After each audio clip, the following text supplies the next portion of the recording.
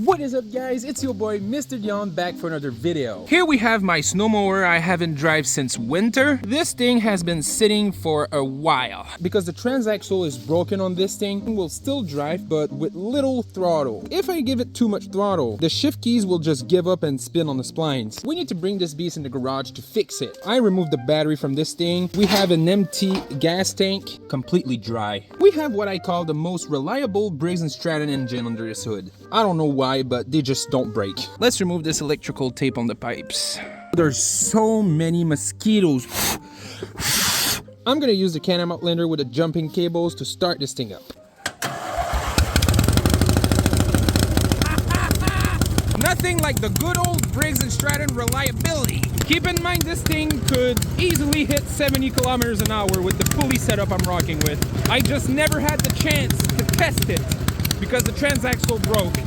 This is going to be a super easy fix. The only thing we need to do is to swap that transaxle. I'm super lucky, guys, because I found one of the best transaxle. Look at this absolute unit of a transaxle. Here we have the serial number. It's a 82016B, made by TechMC. You can see the logo right here. This is probably the most reliable pearless transaxle you can find. This thing has a 1-inch shaft and it's on bearings, not even bushings. There is one thing we need to do to this transaxle before the transaxle swap. Every stock transaxles are 1-wheel drive and I want this thing to be 2-wheel drive, so I'm gonna weld the axle. This is always going to be a messy and greasy process. As you can see, super disgusting. Would you like some chocolate pudding? I strongly recommend to buy some garage gloves. What we need to do is to clean all of this, especially inside of this mechanism, because that is where we are going to weld to lock the diff.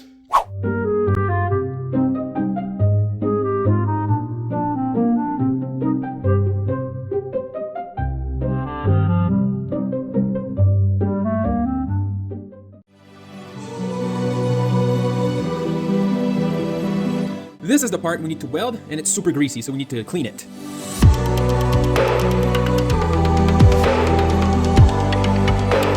This is how an unwelded diff works. As you can see, the little gears on the shaft spins the opposite sides. Here we go. The thing is fully welded. Now we can just drop this thing in there. And just like that, the transaxle is locked and it's going to be 2-wheel drive.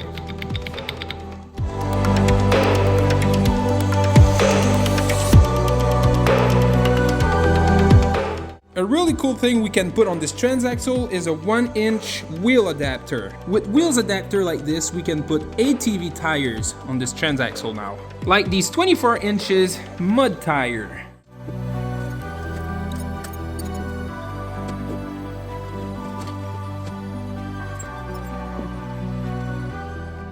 There we go, guys. This heavy-duty transaxle is installed on this mower with the 24-inch tires. This is going to be the first time I'm going to drive this thing during summertime. I don't know how fast this thing is going to be, but with those 24-inch tires instead of 20-inch tires, this thing is going to have a higher top speed. We have a 6-inch pulley on the engine shaft and a 3-inch pulley on this heavy-duty transaxle. Just keep in mind that this thing is modified with only lawnmower parts. This is a lawnmower engine. It's also a stock engine outputting 16 horsepower, but it has 42 foot-pounds of torque. It's an opposed to an engine, so the pistons are moving like this. I'm gonna put my phone right there and have a speedometer display in miles an hour. Doesn't this thing sound like a freaking Harley, bruh? Even with a stock carburetor, this thing is that responsive. Damn!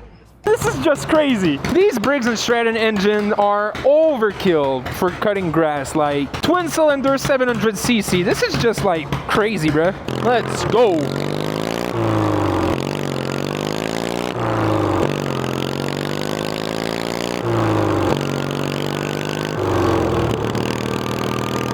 Oh my god! I'm barely touching the throttle right now! 32 miles an hour!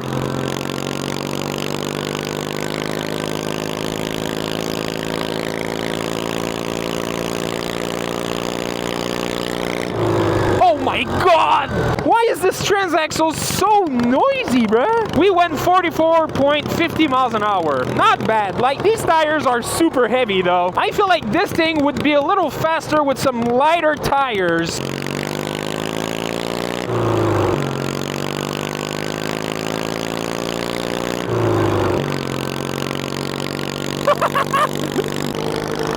Whoa! It sounds so cool to shift gears on a freaking lawnmower, bruh. Right now, this thing is literally a 30-mile-an-hour cruiser. Not bad. So bumpy out here. I'm trying to find some trails to ride this thing in. We for sure gotta keep an eye on that fuel tank. It's a super small fuel tank, 4 liters or something like that. Somehow, this engine is so gasaholic, it's crazy, bruh.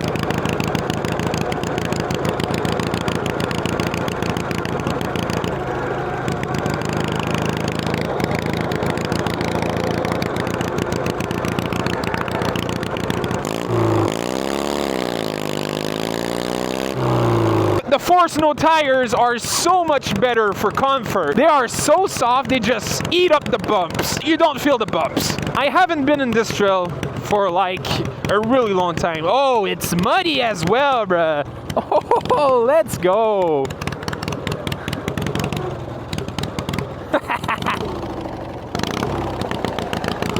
With a welded diff, this thing should have zero problem in this mud.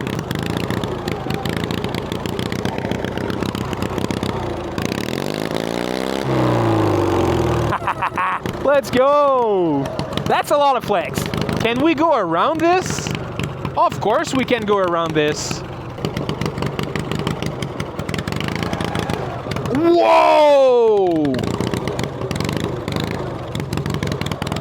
Let's go!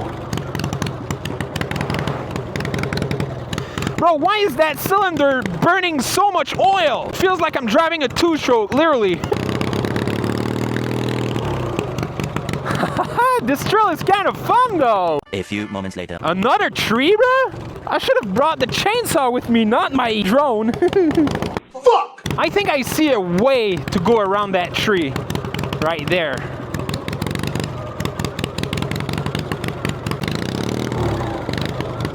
Yeah! Bro, this thing is so capable. It's tiny as well, so it can fit in tight spaces.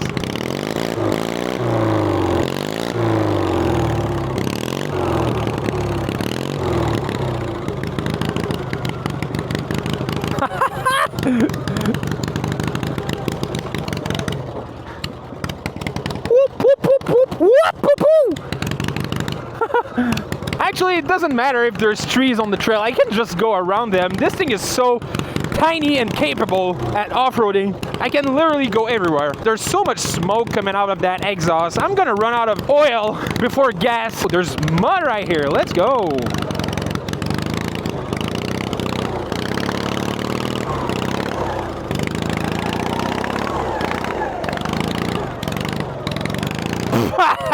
So easy, bruh. Oh my god, that is some bad mud, bruh. It's supposed to be a snow mower, not a mud mower, bruh. Actually, it can be both. I can just let this thing go without any throttle. Just idling. This is how much torque this thing has. 42 foot-pounds of torque. Second gear, by the way. Whoa! Wah! Wah! Whoa! Whoa! Oh, hell no! We are going back to that muddy trail, guys. This time we have the trailer with some tools. That trail leads to a public shed. People can go there and camp and eat with friends and everything. Not everybody has time to go in the public trail to clean it. I want to be a good guy and clean that trail so people are going to be able to use that trail again to go at that public shed. We gotta start that chainsaw and shit. I don't even know how many trees has fallen in this trail because I turned around like mid-trail, I think, yesterday.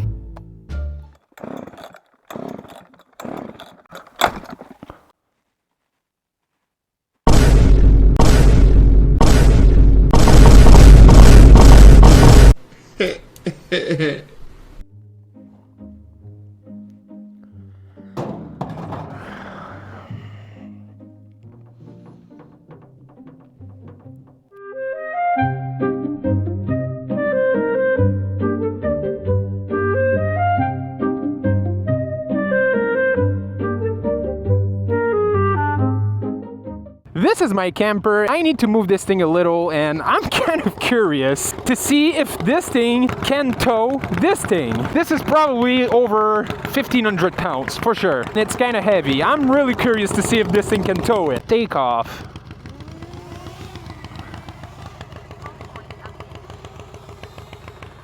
I want this thing to be way up in the sky. Right there seems okay, yeah. Let's go. I don't even know if this thing is going to be able to pull this big thing. We might break the transaxle. Let's see. Whoa! Oh my god, bro. Are you serious? I'm not even giving it throttle, bro. What? 42 foot-pounds of torque. This is what it gives you. Look at this thing. I thought this thing was going to struggle to pull it, but it's doing it so easily. We're gonna be able to go camping with this mower and this camper. Yeah. Come here, little bitch. Look at the difference, man.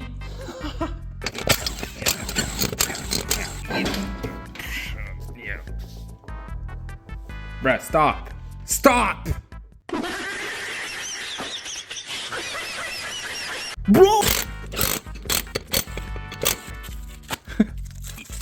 Look at these wheels. This thing looks weird now. I think this is the proper top speed and acceleration setup with these 20-inch, no treads, street tires. Let's see what this thing is capable of with those 20-inch street tires. Top speed and acceleration. Okay, this is where we are going to try the top speed run. But this thing is so sketchy compared to the Death Machine. Like, the Death Machine drives literally like an F1 car compared to this thing. This is going to be super, super sketchy. Also, the front wheels are on bushings, not bearings. Our previous top speed was 45 miles an hour. Let's see if we can beat that. Let's go, guys!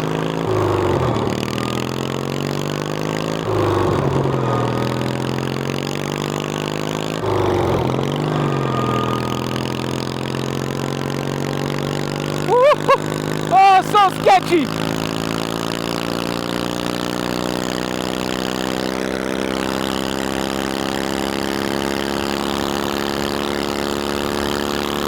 Woo!